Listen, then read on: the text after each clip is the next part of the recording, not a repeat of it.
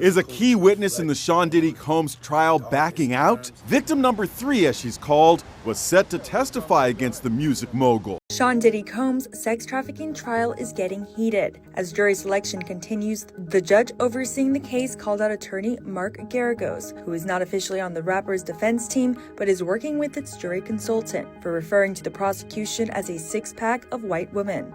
The clock is ticking in the P. Diddy case. Witnesses for the government will soon take the stand, and it's going to be some compelling stuff.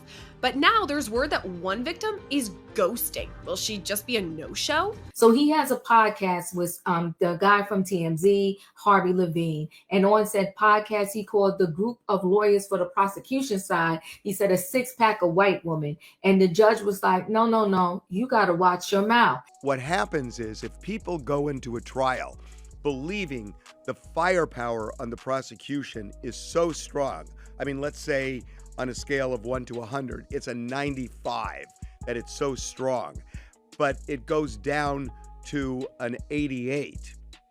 Diddy's lawyers over here describing evidence like it's a pack of White Claw. Oh, we've got Vanilla Becky, classic Karen / Chardonnay Susan. Bill and Sade accepting a plea agreement would mean that Sean Combs would have to admit to trafficking and force. And today he made it very clear that was not going to happen.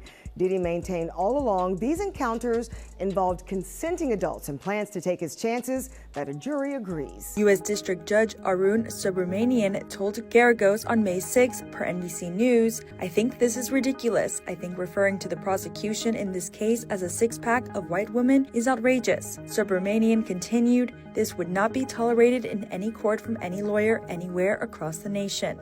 So the prosecution is made up of all females, okay? And I guess Mark was joking about that, and somebody from the prosecution team heard about it, alerted the judge, and the judge pulled him into chambers. So Diddy child judge, I'll be watching 2 Angry Men podcasts, and you better not call prosecutors six-pack of white women. However, Geragos, whose daughter Tenny Geragos is one of the lawyers on Combs' legal team, argued that he was simply making an observation. He added, "You've got a black man who's being prosecuted and the client feels like he's being targeted." Geragos made the controversial comment about the prosecution during the May 2nd episode of TMZ's 2 Angry Men podcast, saying at the time, "Based on my 5th decade in the criminal justice system, race underscores everything in the criminal justice system." What if the defense's biggest mistake didn't come from a witness, but from a microphone?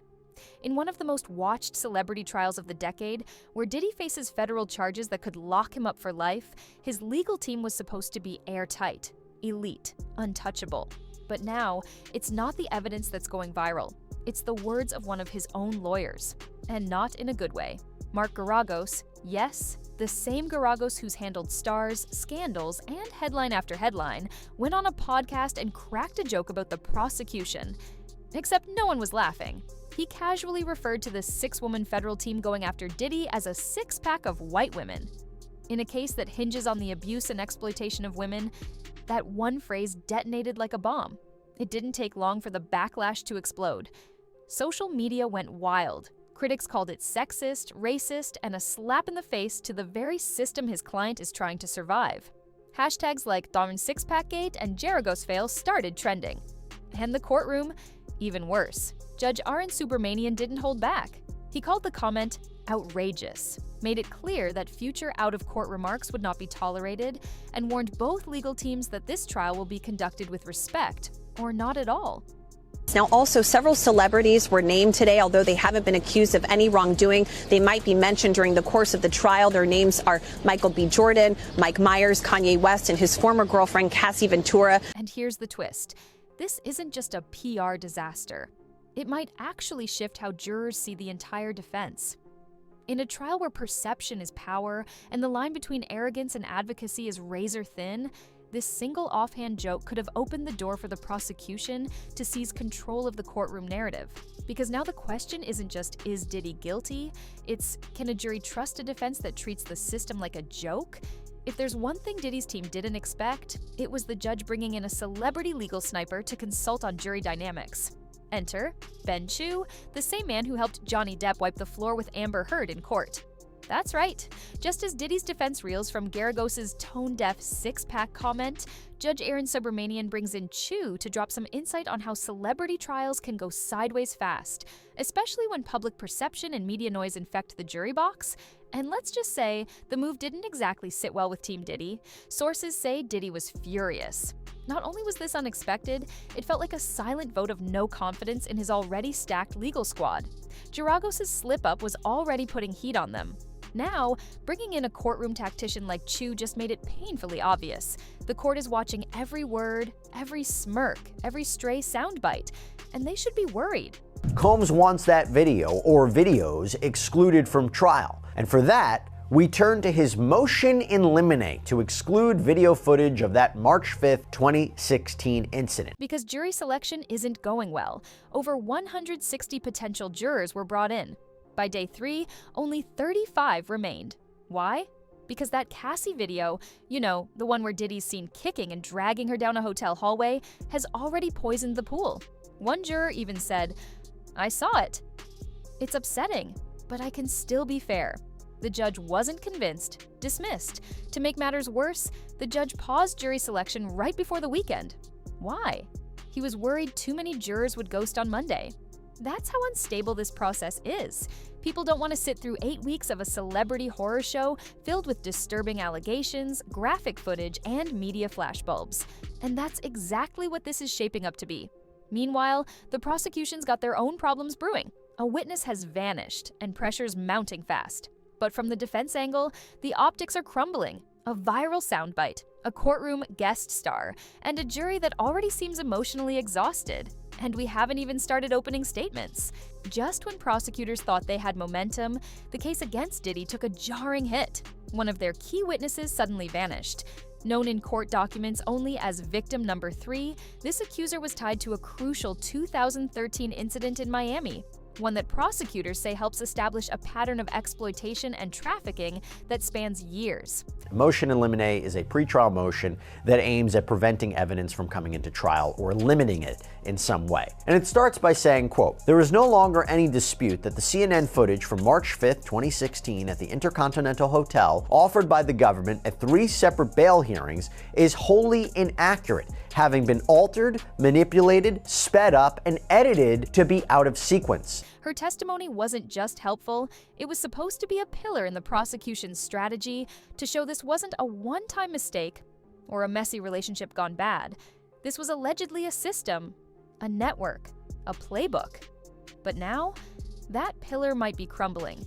Federal prosecutors quietly admitted they can't locate her. No messages returned, no appearance confirmed, no witness. She's just off the grid. And in a case already stretched across headlines, influencers, and courtroom curveballs, this disappearance throws everything off balance. It raises questions. Did she get cold feet? Was she pressured? Or is this just another example of how hard it is to keep witnesses safe and steady in a case with stakes this high? Whatever the reason, the damage is real. Because now, the defense gets to weaponize that silence. They'll argue, if these allegations were so serious, why aren't all the victims showing up? If there's a pattern of abuse, where's the consistency? Is it justice or just media pressure? It's a classic defense move, and it just got easier to play. And for the prosecution, it means they'll have to lean even harder on Cassie Ventura. She's not just the most famous accuser, she's becoming the center of the entire narrative. Following the episode's release, Assistant U.S. Attorney Christy Slavic, one of the 6 women prosecuting Combs, voiced her concerns that Geragos' remarks could taint the jury pool, since potential jurors get their news from a variety of sources, including podcasts. She added in court May 6th, "The danger of Mr. Geragos' statements infecting the jury pool is very serious. I think the admonishment here is warranted." With one witness missing, her testimony carries twice the weight. And that tape, the infamous 2016 video, is now more than just corroboration. It's the star exhibit. Still, even with one voice gone silent, this case is far from falling apart, because what Cassie is about to say, and what she's already lived through, is about to put the jury on emotional high alert.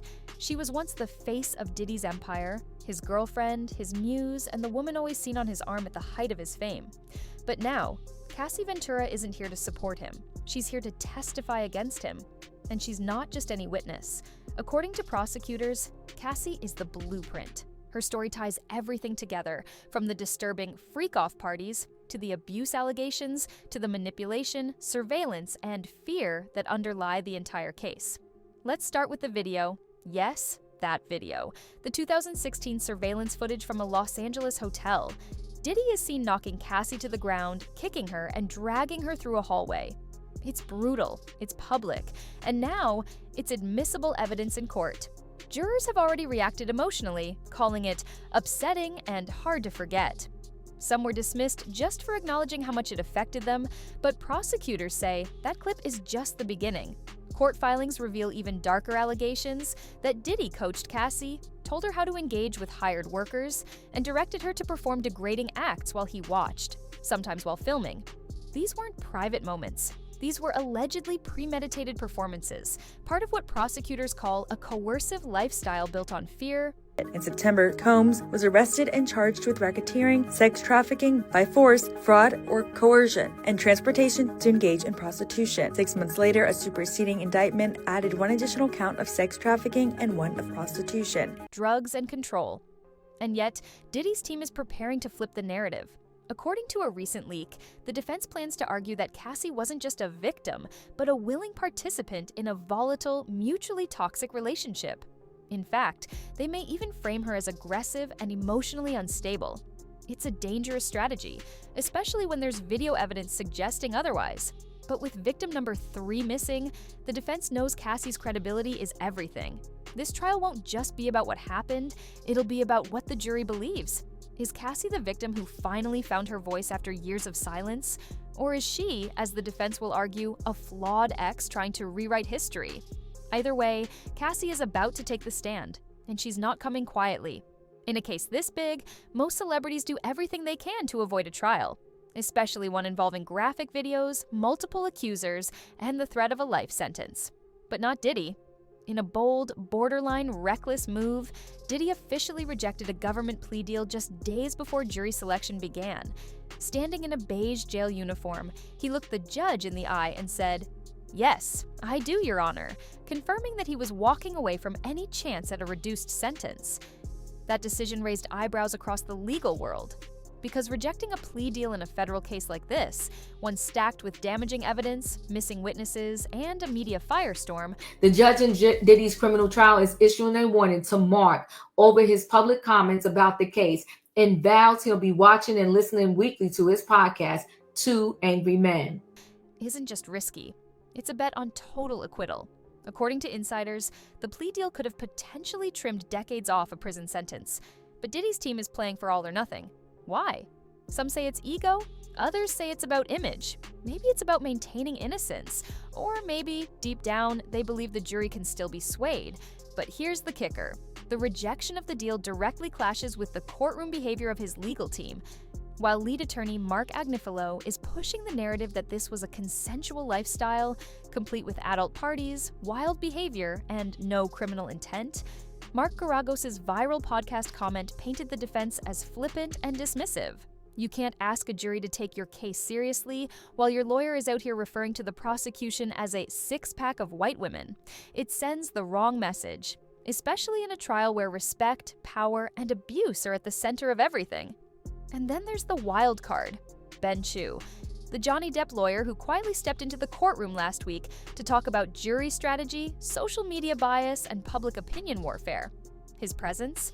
A silent reminder that the court is fully aware of how volatile this trial is going to be. So now, with no safety net left and the court's patience running thin, Judge Arun called Mark into chambers Tuesday on day 2 of jury selection for a tete-a-tete about the famed attorney referring to the federal prosecution team as a six-pack of white women during last week's episode of the podcast he co-hosts with TMZ's Harvey Levine. Diddy isn't just fighting for his image, he's fighting for his freedom. It started as a throwaway joke, a cocky remark made on a podcast, maybe meant to be edgy. But now, Mark Geragos' six-pack of white women comment isn't just a meme, it's a full-blown courtroom liability. The backlash was instant. Within hours of going live, social media lit up. Hashtags like non-six-pack gate, Diddy defense fail, and Geragos out flooded platforms. TikTokers were mocking it. Twitter threads were calling it out. Even legal analysts weighed in, asking, how could one of the most experienced defense attorneys fumble this hard, right before trial? But the real problem isn't the memes, it's the jurors. This is a celebrity trial in the age of viral media. Jurors have been told not to follow coverage, not to read the headlines, not to engage with anything outside the courtroom. But let's be real, they're human. They hear things, they scroll, their friends text, their phones ping.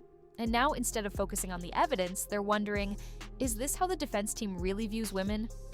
During the meeting, Mark argued the Supreme Court has effectively said defendants and their lawyers have a constitutional right to publicly defend themselves, and therefore the judge shouldn't gag attorneys connected to Diddy's offense. Are these the guys asking me to take their side? This is where optics turn deadly, because Geragos didn't just offend the prosecution, he offended the very concept of fairness. In a case revolving around accusations of emotional and physical abuse, misogyny, and control, mocking the gender and race of the government's legal team doesn't just sound arrogant, it reinforces the prosecution's narrative. Even Judge Arun Subramanian didn't let it slide. He called the comment outrageous and publicly warned both sides, keep it professional or risk consequences. Translation, one more slip and the defense might not just lose the jury, they might lose the court. And what's worse, this isn't even about facts. It's about tone, attitude, energy, and the jury, they're watching everything. So while Diddy's legal team scrambles to defend against tapes, missing witnesses, and former partners stepping into court, they now have to fix their own public image too. Because in 2025, trials aren't just fought with evidence, they're fought in the feeds. It's official. Opening statements begin Monday. And as the courtroom doors swing open, so does a trial that could either make or break the legacy of one of music's biggest moguls. By the way, the judge squarely asked Mark if he was advising Diddy in this case. His daughter Tenny and Mark, the lead attorney, and Mark, who are leading the defense. And he would only say he talks to Diddy with great frequency. Diddy's not just fighting federal charges of trafficking, racketeering, and coercion, he's fighting public perception.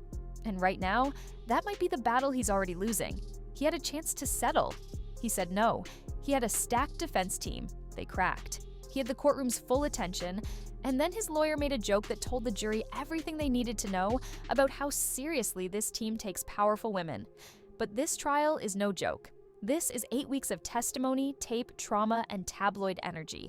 It's an anonymous jury trying to tune out the noise while everyone else is screaming on the internet. It's Cassie Ventura about to take the stand, possibly on day one, with a video that plays like a visual mic drop. It's victim number 3 vanishing just before she was set to speak, creating a vacuum of questions and whispers. And hovering over all of it, that one line from Mark Geragos. 6-pack of white women, 10 words, one clip, a social media wildfire. And maybe, just maybe, the moment this trial was lost before it even started. Because here's the thing, jurors may forget the finer points of legal jargon. They may debate the credibility of the witnesses, but they won't forget how this trial made them feel. And when a defense team mocks the people trying to deliver justice, that feeling sticks. It stings. It sways. So now, with the cameras watching, the press locked in, and the jury seated, it's not just Diddy's fate on the line. It's how we define power, arrogance, and accountability in the public eye. Will the evidence be enough to convict him, or has the defense's tone already done the job for them? Let us know what you think in the comments, because no matter what happens next, this is one trial nobody's forgetting.